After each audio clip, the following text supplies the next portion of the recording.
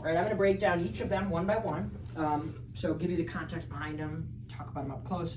But before I talk about each of these one by one, I want to give you guys a little bit more context on who we are, what we do here, because I think it'll help guide you through your whole visit, help you understand everything here in the museum and in Cooperstown. Give me about 15 minutes, and I'll tell you exactly why we're in Cooperstown. I'll give you that story. I'm sure you had that question as you drove up. Okay. So, first thing I do want to mention, here at the National Baseball Hall of Fame and Museum, we're an independent nonprofit, so we're not affiliated with Major League Baseball, with the Padres, or anything like that. And what that allows us to do is really focus on a bit of a different mission. Our mission is 6 words, these 3 phrases behind me: preserving history, honoring excellence, and connecting generations. Okay, what exactly does that mean? Well, if you look at this table, you're going to see some new artifacts like a hockey-style catcher's mask. You're going to see an old glove like that, and you're going to see everything in between. We've been collecting baseball-related artifacts since we opened in 1939, and since then we've collected over 40,000 three-dimensional artifacts. Your bats, your gloves, the Babe Ruth bowling ball, you name it, right?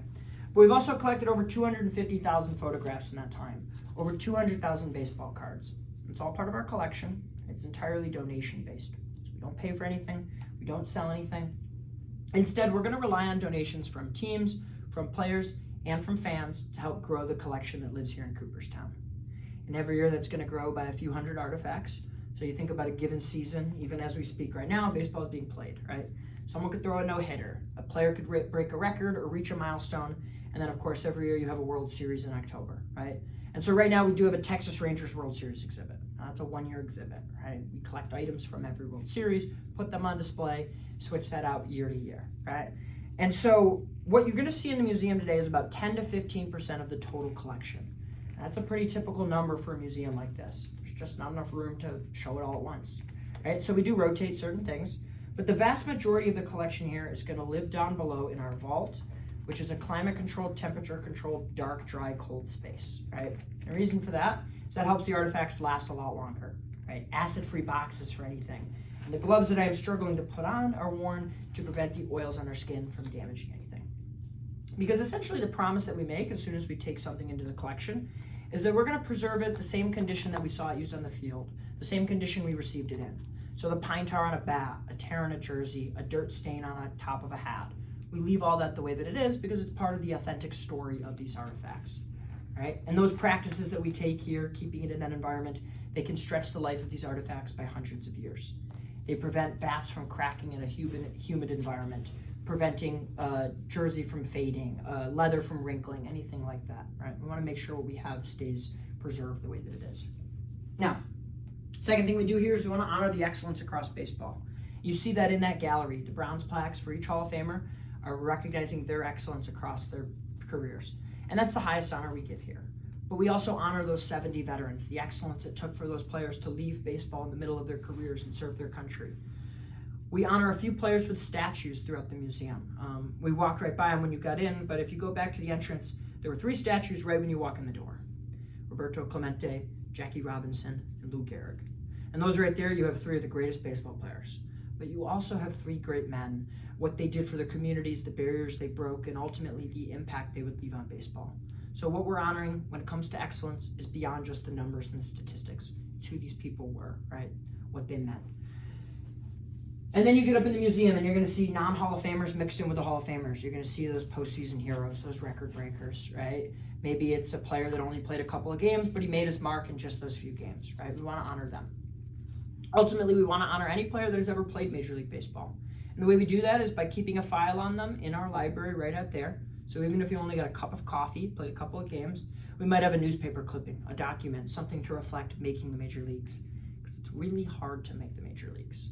Every year you have about 3 million kids playing youth baseball, and every year you have about 150 players making their major league debut, right? Really hard. So we want to honor that.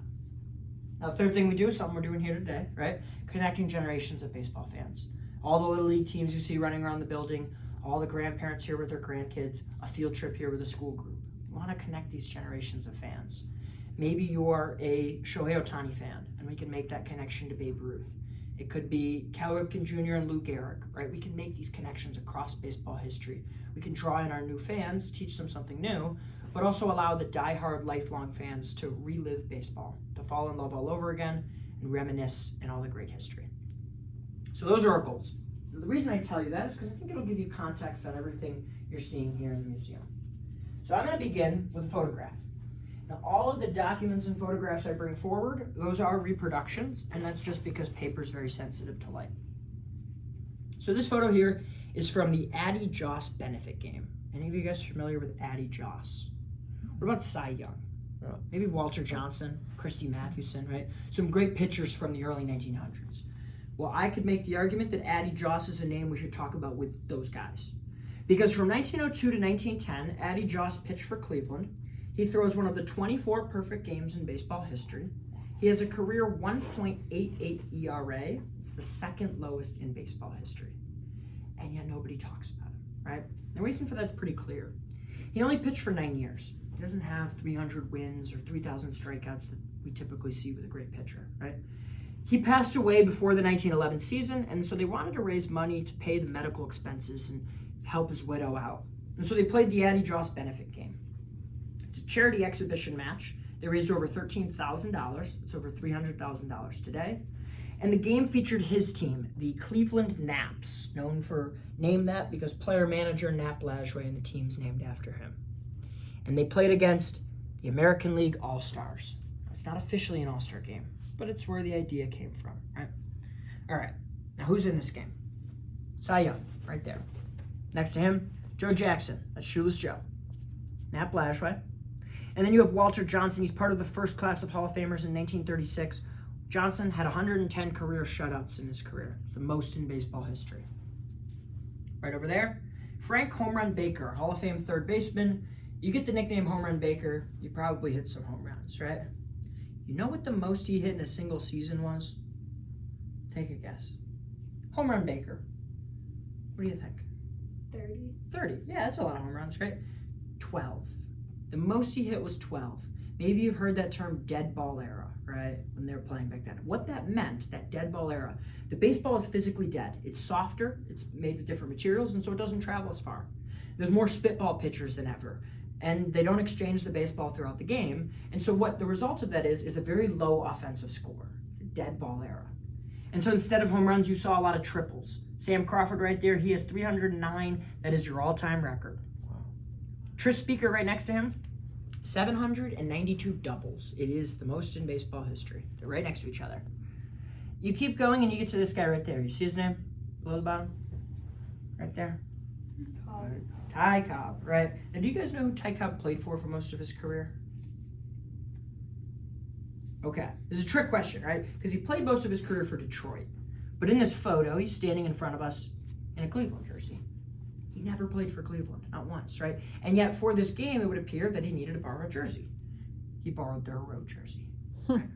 And then right next to him, you have one more record holder, Eddie Collins. He has the most sacrifice hits in baseball history.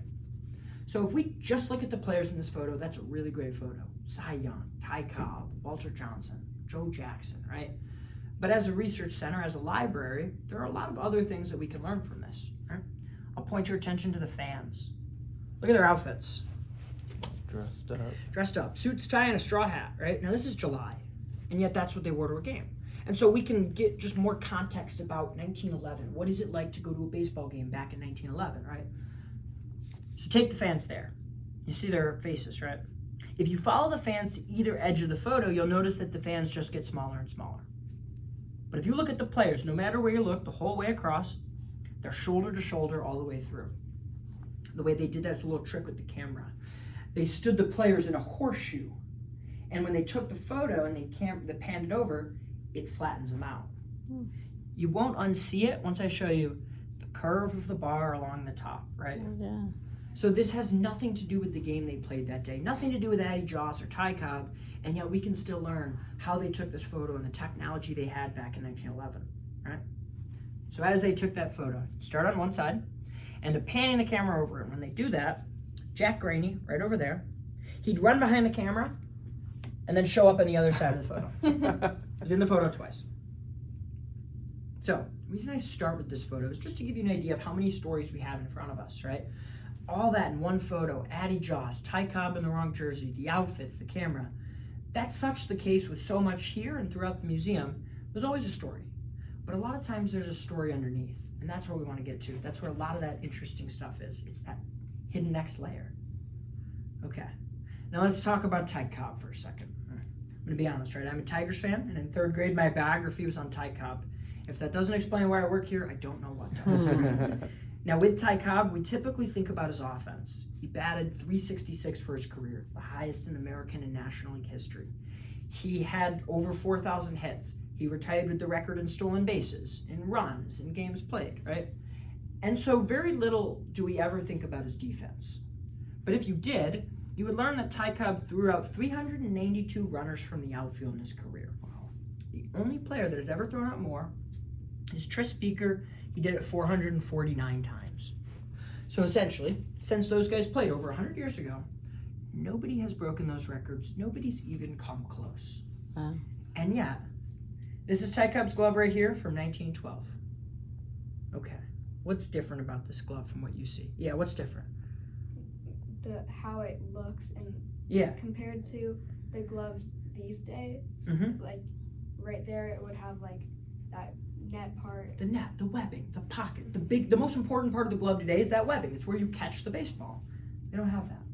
So you'd catch the ball right there in the palm of your hand, right? Yes, you have a little strap, but the purpose of that strap is just so your thumb doesn't snap back. You would catch the ball right in the middle of your hand. And today that is crazy, right? But to them in 1912, that was the best they'd seen. I mean, this thing is padded, it's protective, and so it supports your hand.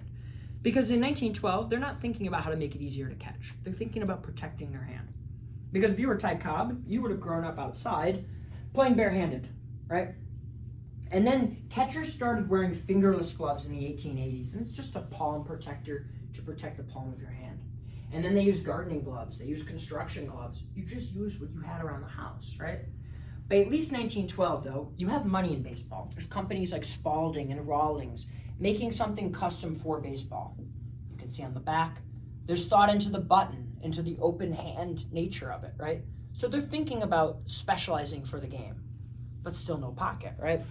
You won't see any webbing show up until the 1920s, and when it first shows up, it's just a couple of strings. And from there, it improves over the next few decades. And then in 1957, Wilson releases the A2000, more or less the modern glove, right? We don't see the glove change a lot in the last 60 years, but it took a long time to get there. And that's the key to baseball history right there. One word, I want you to think about it your whole visit. Evolution.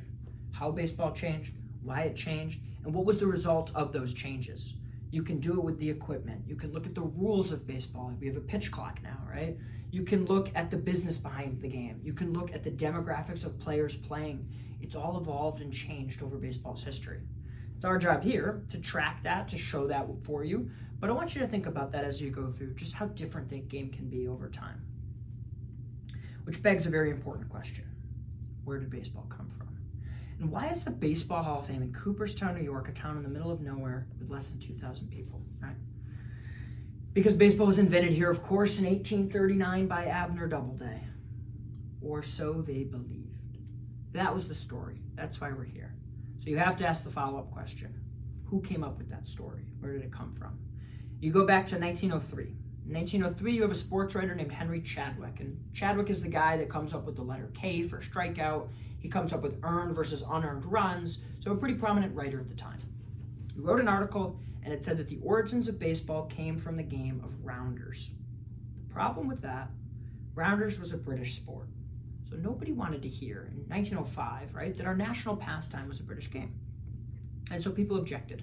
One of them was a man named Al Spalding. That's the same Spalding you'd see on a basketball, right? Spalding was a retired pitcher turned prominent businessman. The Spalding Goods Sporting Company produced both of these jerseys and a lot of the equipment we saw around baseball. So he was a very powerful figure. And he responded publicly and he said, that's not true. Baseball's American. And we need to figure out exactly where it came from. So he proposed that they put a group of guys together, a commission of 7 men, to investigate and figure out the origins of the game. These 7 men were former players, executives. One of them was a U.S. senator. Before they even began looking, those 7 guys pretty much all agreed baseball was American. But they needed evidence, right? They needed a story. So who did they ask? The American public. They said, please write us a letter if you know of anything from the earliest days of baseball. And hundreds of letters are mailed in. Out of all of the letters they received, just one would become the center of their entire findings. It was a letter from 71-year-old mining engineer named Abner Graves. And this man, Graves, had grown up in Cooperstown, and in his letter he stated that in 1839 he witnessed as Abner Doubleday devised the first scheme for playing baseball. That's it. One letter. And the reason they picked that letter of all the ones they received is because that was the perfect story. For one thing, Cooperstown. Classic, pretty American town. Right now you could have picked 100 just like it, but Cooperstown worked. And then you had Abner Doubleday.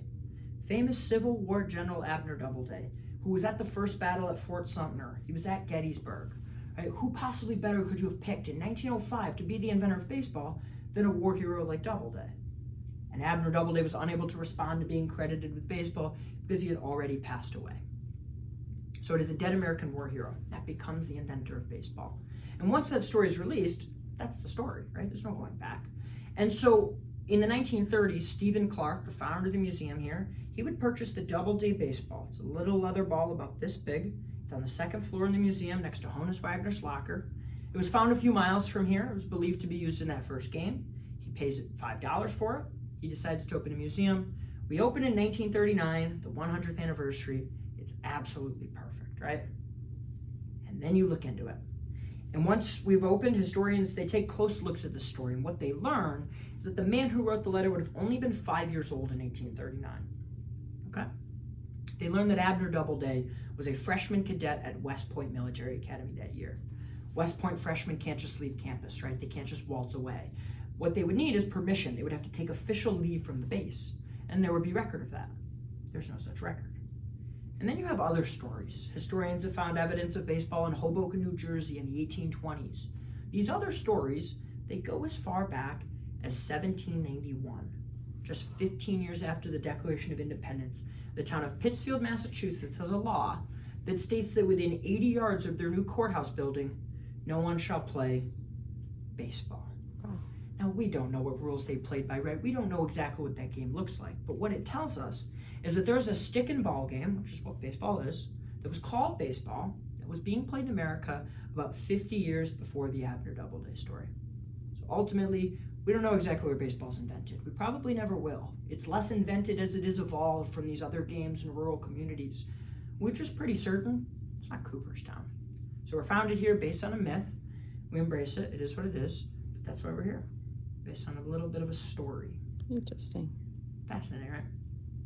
So, the reason I tell you that story is because in 1939, every single jersey would have this patch on it. The baseball centennial patch celebrates the 100th anniversary since that first game of baseball. And so this Yankees road jersey, and I encourage you guys to come around the back and take a close look at this if you'd like. This jersey, a road jersey, is from Yankees first baseman, number 4 in the final season of his career, Lou Gehrig. So Lou Gehrig plays his final game on April 30th. He then returns on the 4th of July. He gives that famous speech, luckiest man on the face of the earth. And then a special election would be held for him into the Hall of Fame in December that year. But at some point in that month of April, he wore this jersey. And on it, a couple of neat things. The tear in the number 4 right there, right? And that's one of those things that we leave the way that it is, part of the authentic story of this jersey. Down here, some red thread.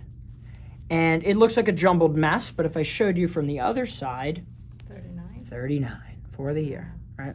Now this is a wool jersey, so it's hot and uncomfortable. It's made by the Spalding Company. And in the armpits, a sort of elastic to give it some flexibility. And then if you go around the front, a couple things to show you. A little stain right there, a little dirt stain.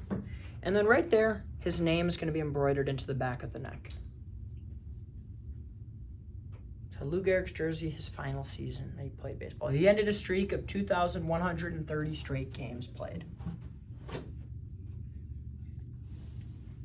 So who better than to pair a Yankees jersey with than a Red Sox jersey? And this is entirely intentional, right? You guys are Padres fans, but I want to show you these same two jerseys because it gets to the heart of something about baseball. Rivalries, fandoms, right? All of the emotions that surround it. And maybe none more iconic than these two teams. And so with the Red Sox jersey, it belonged to none other than number 9, Ted Williams. And you can come around the back and take a look at it as well. And it's from 1942, and we know the year because of the patch. The health patch is a World War II era patch, part of an initiative to keep people active, taking care of their bodies, staying in shape during these difficult times. And so Williams, he plays in 1942 wearing this jersey, and he hits for the Triple Crown. Batting average, home runs, and runs batted in. Well, the year before that, he had just batted .406, the last player to bat over 400 in a single season, right? And then he goes to war for 3 years. So coming off those 2 incredible seasons, he's gone as a pilot instructor from 1943 through 1945. When he comes back in 1946, he immediately wins the MVP. In 47, he wins another Triple Crown. He keeps playing until 1952, and he's asked to go serve in the Korean War. He goes to Korea as a fighter pilot, flying fighter jets, on 37 missions, receives 3 medals for his service. He's shot down, crash lands, and on a handful of his missions, he will fly alongside future American astronaut John Glenn. You know what makes him such a great pilot? His eyesight, his reaction time. The same baseball skills that give you Ted Williams, the highest on-base percentage in the game's history, give you an incredible pilot that missed 5 years of his career in 2 separate wars. He was not done. Because when he came back after Korea, he joins the Red Sox again, and in 1957, he's 38 years old. He bats .388 for a final batting title. .388, right? You know how it ends in 1960 in his final at-bat? What do you think? Hits a home run. That's how it ends. It's a remarkable career from just, and this jersey's just from one of the great seasons in his career. And on it, you see a stain up there. You see a hole down at the bottom and some dirt. And then in the armpits, air holes. Give you some of that breathing room, right? So Yankees, Red Sox, Gehrig, and Ted Williams. Okay. Now, you guys can grab a seat again. I want to show you a couple more documents. So this document comes from the National League office. It was a binder. It looked like this. The cover of 1947. And it was about this thick. And this is just the National League. The book is known as the Day-by-Day Ledger. It's the game log, right? It's where they're tracking a player's stats game after game after game. And in the 1990s, Major League Baseball would digitalize those records and send about 100 years worth of these books here. And we have started taking these books apart because the most important thing inside them are those pages, the information. But we did make a copy of one particular page from 1947, the National League entry of the first few months of the National League career of Jackie Robinson. This was the first time that he was in the record book. It was the first time that a black man had played Major League Baseball against white players since the late 1880s. And yet, there's no mention of his race here. Because as a baseball player, what's the most important stuff we'd need to know, right? Well, what he bats and throws, right-handed. His name's Jack R. right there. And he plays for Brooklyn, and so they stamped that right there. And below that, game by game, all the stats. You start on April 15th today, which is Jackie Robinson Day. He plays first base, and he plays first base his whole rookie season, which is interesting, right? Because Jackie's a second baseman. But his rookie year, he's a first baseman. He scored a run, had a sacrifice hit, and he hit into a double play in his debut. He immediately followed up that debut, and he goes on a 5-game hitting streak. A week after that, he goes on a 14-game hitting streak. This is all in his first month of playing. Everything he's going through, the threats, the new environment, and this is a baseball player. You know what a good baseball player does in 2 months? They walk 20 times, and they only strike out 10. So through June 6th, we can see the running total. He had 3 home runs, and then he was hit by 7 pitches, and you can probably guess why some of those pitches were thrown at him, right? Well, the rest of the year, he was only hit 2 more times, and a big credit to that, he led the league in stolen bases. You can't put him on base, right? And so at the end of the year, when you add it all up, he wins the 1947 Rookie of the Year. Just 2 years later, in 1949, he's the National League MVP. And so we can tell his story a dozen different ways. We can talk about the military service that he went through. We can talk about the fact that he was a 4-sport athlete at college at UCLA, right? There's so many ways to tell his story. But one of the ways that us baseball fans can uniquely read a story are numbers, right? 56, Joe DiMaggio's hit streak, right? Maybe 755, the Hank Aaron home run total. These certain numbers to baseball fans hold this meaning, right? These certain stats that we attach to. But they don't tell you the full story. Because the numbers in this book don't tell you what Jackie Robinson's going through, right? They don't tell you what's being yelled at him throughout the games. But they tell us some of it. But sometimes we need more than the story or the numbers. We need the stories. And so there's one particular player in baseball history that I find to have maybe more stories surrounding his career than any other player, and that's Satchel Paige. Satchel Paige was a rookie in the Negro Leagues in 1927. He was a rookie in the American League at 42 years old in 1948. He'd already had a full career across the United States, in Cuba, in Mexico, and the Dominican Republic for over 20 years. He's a rookie in 48. He goes 6-1, and the Indians win the World Series. Just a couple years later, he's now on the St. Louis Browns. That's Brownie the Elf on his arm. Comiskey Park in Chicago in the background. And this photo is taken, it's one of the covers of Look magazine that year. 46 years old, he's still pitching. He finally retires from the American League after 1953, and he spends his retirement playing baseball. He travels from town to town, team to team, barnstorming across the country, pitching nearly every day for whoever, wherever. He does that until 1965. In 65, he signs a one-game contract with the Kansas City Athletics. He pitches 3 scoreless innings at 59 years old. He gives up 1 hit that day. Future Hall of Famer Carl Yastrzemski. It's the only hit, right? And so in total, you have about a 40-year career there. And there's a lot of great stats from that career. You can look at the Negro Leagues, you can look at the American League, and the stats alone would tell you this is one of the greatest pitchers in baseball history. But they don't tell you the full story.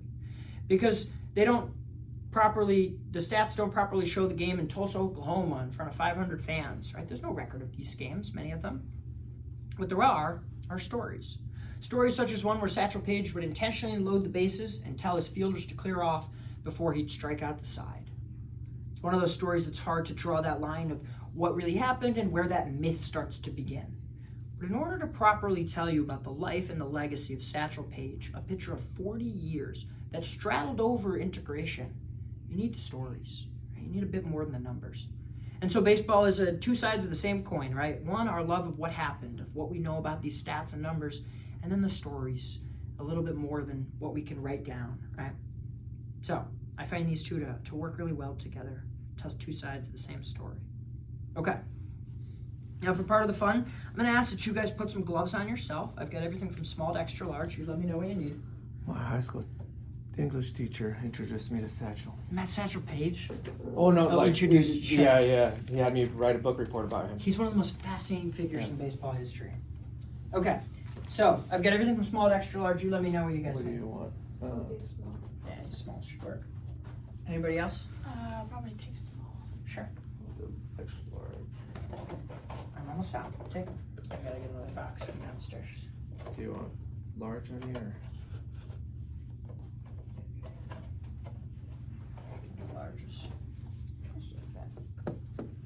Okay.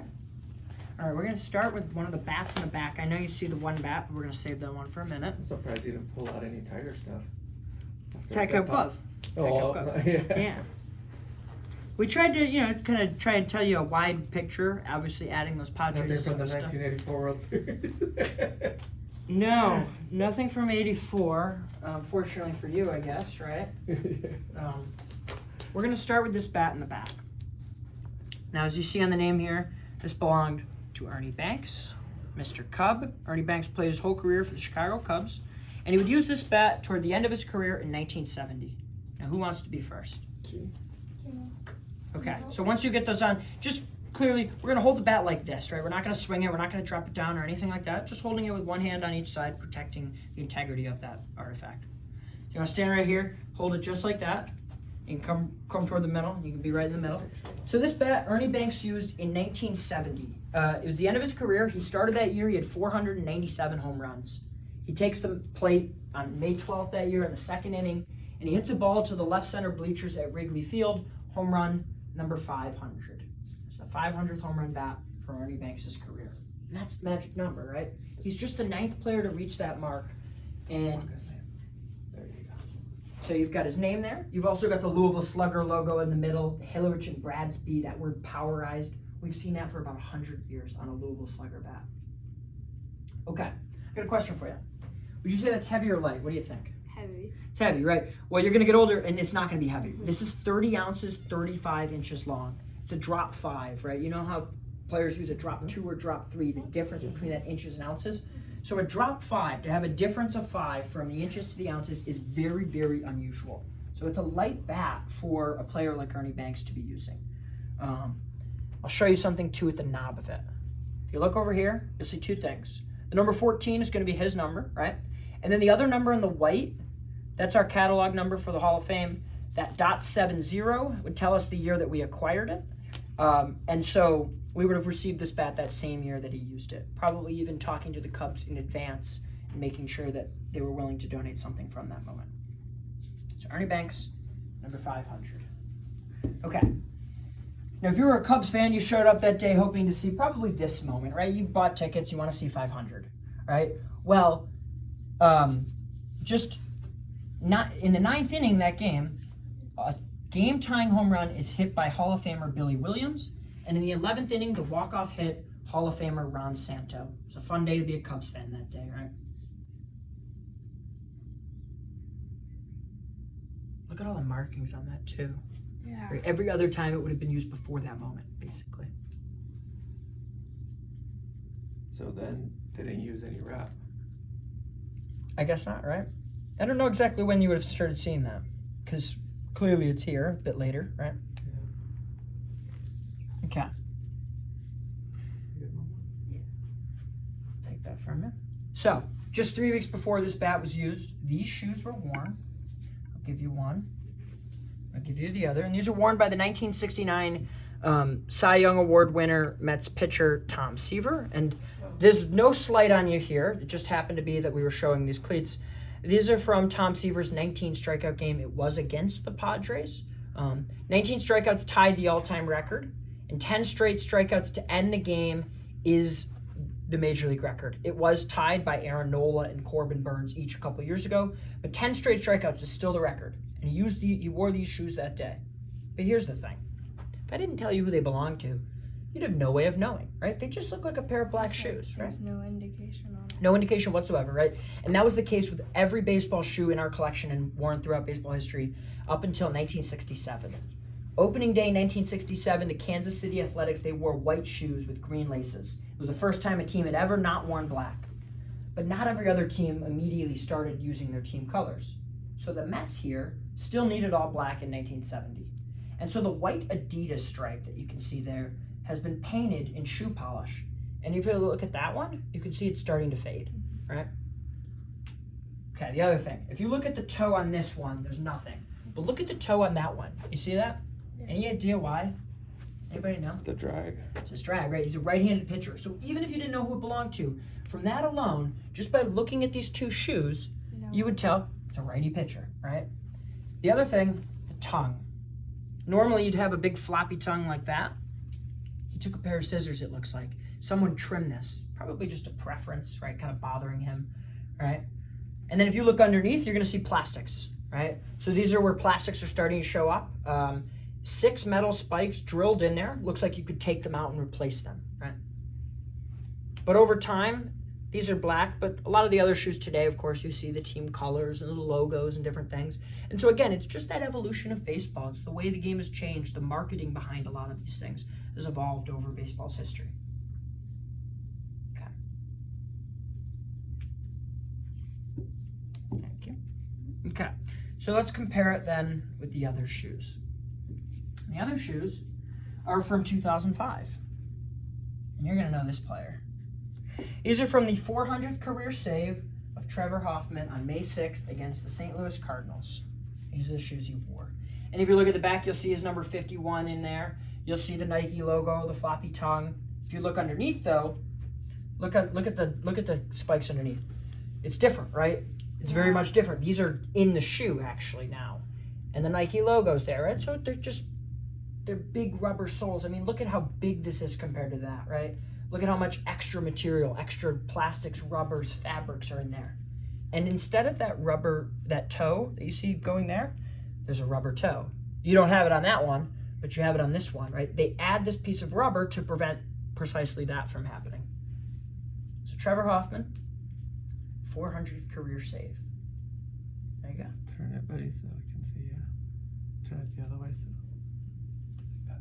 Up like that. And then turn it so the back is there. Yeah, You that's can a see that 50. 51. You can see that 51 right there. Yeah.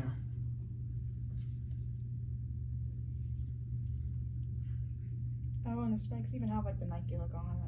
Yeah, it's just branding, right? That's just the modern world, right? You wouldn't have seen that with some of these old ones, because many of the old shoes, they weren't made by some big factory. They were made by your local cobbler down the road who made the shoes himself, right? So, okay. We're gonna rewind. We're not gonna stick in the 21st century. We're gonna rewind to 1983. So we don't have anything from 84. We do have a hat here from 83, and I won't pass this around because with hats, I want to be very careful with that cardboard brim.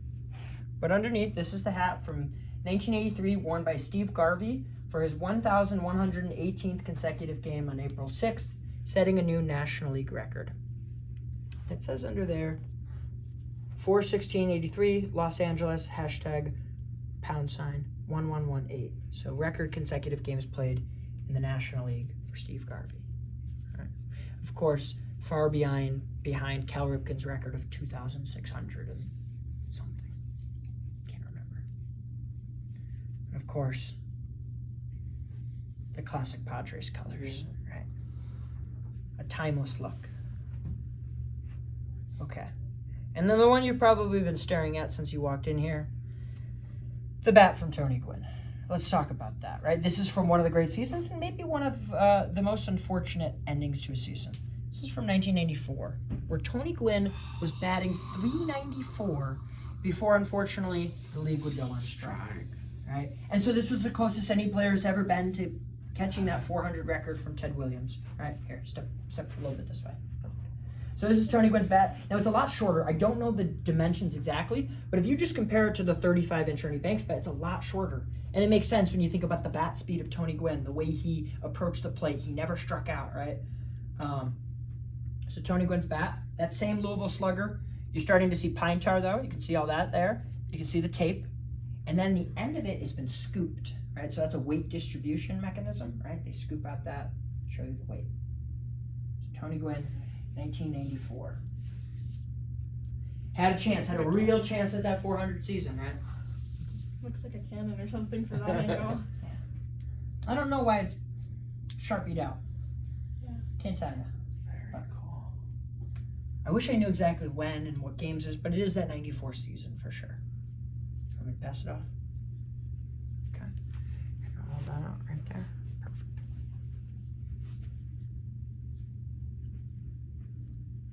.394. So Stephen Kwan right now is kind of right about there, but we're still in June. Right? We're still in June. Still early. 400 is it is hard to do. You ever see the Tony Gwynn numbers against the Braves pitchers, the Maddox, Glavine, and Smoltz? Yeah. Unbelievable. Right? Unbelievable. I think, was it 3 strikeouts? Yeah, against all three of them in like And hundreds his of whole at career, in like hundreds of at bats, right? Tony Gwynn was a player from the 1920s that happened to be playing when he played, right? I mean, the style that he played is just, it was something of a different era, and he just stood out. I want to say his .338 career average is the highest by anybody since like Ted Williams, basically. So Tony Gwynn. Okay, now the next one I have is a movie script. And this comes from a movie I think you're going to recognize. So if you guys want to go around the other side and take a look at this, you'll probably recognize the movie.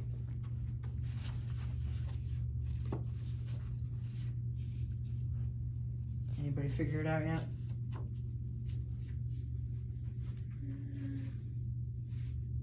I don't know if I've watched it. Right there. You'll at least recognize that quote somewhere. You've heard it before, surely. Oh yeah, I think I've heard that. Yeah, so it comes from a movie, right? A League of Their Own is all about the All-American Girls Professional Baseball League. I have watched Yeah, with Tom Hanks and Madonna. So this movie comes out in 1982. It's all about a real league that existed out in the Midwest in the 1940s and 50s. The movie comes out in 82. What I want to talk about, though, is where the movie comes from. Go back to 1943, and Philip Wrigley, the owner of the Cubs, recommends a women's league during World War II to supplement many of the players that have served or gone and served. And so this women's league starts in 43, and it begins as a softball league. And over the course of the next 11 years, it evolves into baseball, from underhand to sidearm to overhand pitching. By 1954, they play with one major difference in the rules between men and women. Women play with 85-foot bases instead of the 90 that we see. Other than that, baseball. And then the league folded after 54, and it lasted long after the war, but eventually it folded. And the stories of these women really fell by the wayside for decades. Nobody's talking about it, nobody's telling their story until the 1980s. A push is made to revive this and talk about it. And eventually we were working with the women who had played in this league, and they sent us their gloves and their jerseys. And we opened our first Women in Baseball exhibit here in 1988. Present that day, about 150 of the women who had played in that league.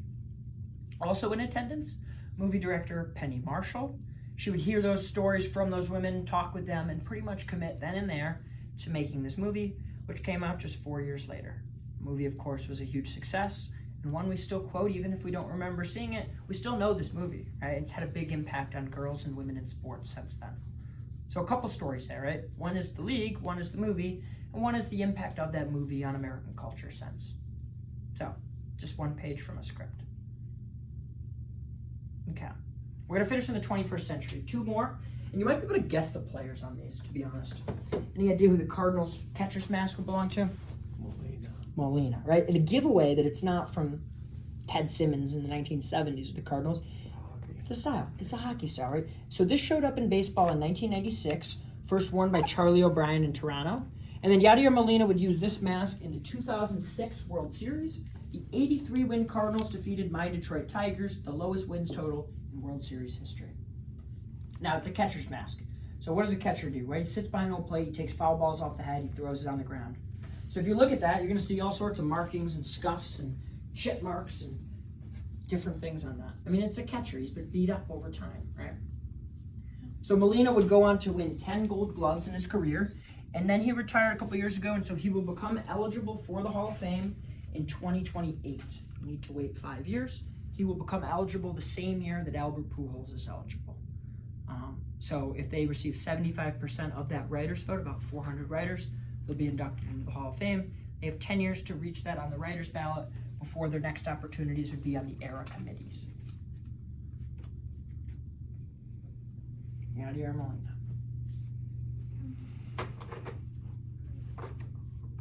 Because you're trying to take a photo, but it was like looking the other way. No, that's fine.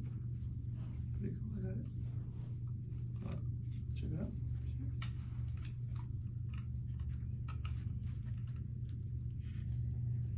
Yeah, all the scuff marks are so cool. It's like you can see like the story behind it and everything. Yeah, he got hit with a foul ball, threw it on the ground. All of the little things are what make these so neat to me. Because there's nothing's clean and brand new. There's a story, right? Yeah, it's cool. Do you want to hold it? Okay. Just set it back. For you. Perfect. Okay, now the last one, you might be able to guess it. Any ideas? You know what batting gloves those are? No, you see the logo though, right? It's a Jordan logo, right? Jumpman. So it is a Jordan-sponsored athlete. I'll give you guys each one of these. If you turn it over, you're going to see the name. DJ. Derek Jeter. So these are Derek Jeter's batting gloves from September 11th, 2009. His career number hit 2,722, which would pass Lou Gehrig to set the new Yankees franchise record. So we tied it all back into Gehrig. And we do have a bat for Michael Jordan, though. We do when he played minor league baseball. Turn it. Yes, I can see it from that. Then turn it around.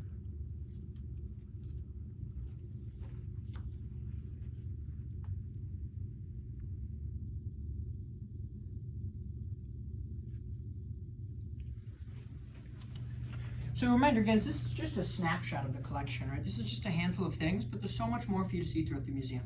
So go to the second floor, look at the timeline, go to the third floor, the plaques on the first floor, and then make sure you watch that movie. And then we're open till 7, and of course, if you guys are back tomorrow, if there's one more thing you needed to check out before you hit the road, do that. Cool. Thank you. Of course, guys. Any questions? Any questions you might got for me? I don't think so. Do you have anything? Okay. Well, thank you guys for coming and making the trip to Cooperstown. Have fun at Fenway. It's a wonderful ballpark. I think you'll enjoy it out there. Stand next to it. Everybody can go over there and take a photo of the whole family.